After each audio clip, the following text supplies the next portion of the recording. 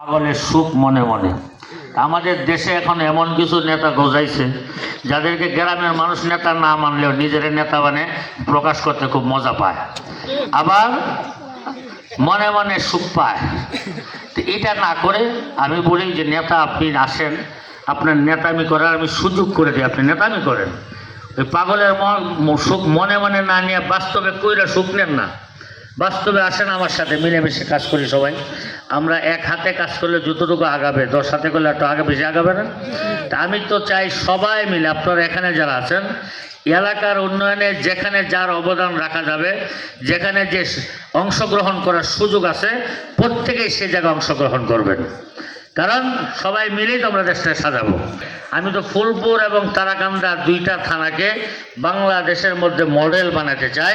বাংলাদেশের অন্যান্য এমপিরা যেন আসে, দেখে যে ফুলপুর তারাকান্দা কি হয়েছে। আপনারা দোয়া করবেন, এটা আমি করতে পারি। আরেকটা কথা, এটা আমি ইলেকশনের প্রথম দিন থেকে বলছি, এখনো বলছি, আপনারা মনে রাখেন যে আমি একটা পয়সা হক জনগণের নষ্ট করব না, কাউকে করতে দিব না। এই জায়গায় যদি কেউ আমার সাথে দ্বিমত হন, সেখানে আমার কিছু করার নাই। আমি জনগণের পয়সা মাইরে খাবেন এই সুযোগ আমি কাউকে দিব, এই চিন্তা কেউ মাথার থাকলে মাথার থেকে নামায় ফেলেন। আমার সাথে মিলবেন, আমার সাথে সম্পর্ক করবেন, আমি আপনাদেরকে ডাকছি, আমার সাথে আইসা মিলে কাজ করবেন। ভাগ করে খাওয়ার জন্য ডাকছি না, ভাগাভাগি করার জন্য ডাকছি না। আপনারা বারবার বলেছেন যে আমরা এলাকার উন্নয়নের সুযোগ চাই। আমি বলছি যে আমাকে সুযোগ দিয়েছে, আপনাকে দেয় নাই। আমি সেই সুযোগ আপনাকে ভাগ দিতে চাই। আসেন ভাই ভাই মিলে, সবাই মিলে উন্নয়নের কাজ করি। ভাগ বাটোয়ারা খাওয়ার অংশ আমার কাছে নাই, এলাকার মানুষকে দেওয়ার অংশ সর্বোচ্চটুকু আমার কাছে আছে। পাশে থাকবেন ইনশাল্লাহ, পাশে থাকবেন ইনশাল্লাহ। আশা করি আপনারা, মাত্র তো শুরু হয়েছে, 1-1.5 মাস হয় না এখনো পুরা। 1.5 মাসে তো রাস্তাঘাট চিনতেই সময় লাগে। আমি শুধু রাস্তাঘাট চিনতেছি। আমার রাস্তাঘাট চেনার পরে আমার দৌড় আর অন্য এমপিদের দৌড়ের মধ্যে অনেক পার্থক্য আছে। আশা করি ইনশাআল্লাহ। আমি বিরোধী দল যারা বলে তাদেরকে বলবেন, তোমাদের বিরোধী দলের চেয়ে অনেক বেশি উঁচু জায়গা আল্লাহ তাআলা আমাকে রাখছে। তোমার প্রধানমন্ত্রী তোমার দলের লোকেরা যা দিবে, আমি প্রধানমন্ত্রীর কাছে গেলে তার চেয়ে ডাবল আনতে পারবো। কেন? প্রধানমন্ত্রী এই সম্মানটুকু আলেমকে করেন, এই সম্মানটুকু আমার শাইখুল হাদিস আল্লামা আজিজুল হক রহমাতুল্লাহ আলাইহির সাথে ওনার আম্মার যে সম্পর্ক ছিল, তখন থেকে আমার ওনাদের সাথে উঠা বসা। ইনশাল্লাহ আমার সাথে 1-2বার কথা হলে আমি আশা করি স্পেশালি প্রত্যেকটা মন্ত্রীর থেকে, যেহেতু তাদের দলের মন্ত্রী 212 জন, 11 জন, 211 ভাগ করতে ওনাদের কষ্ট হবে।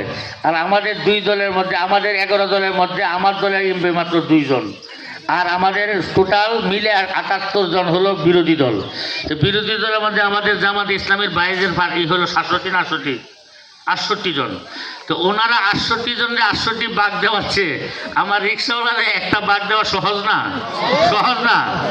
আমি মনে করি আমাদের এই 78 জনের মধ্যে যদি আমরা আবেদন করি, আমার আবেদনটা সবচেয়ে কার্যকর হবে ইনশাল্লাহ।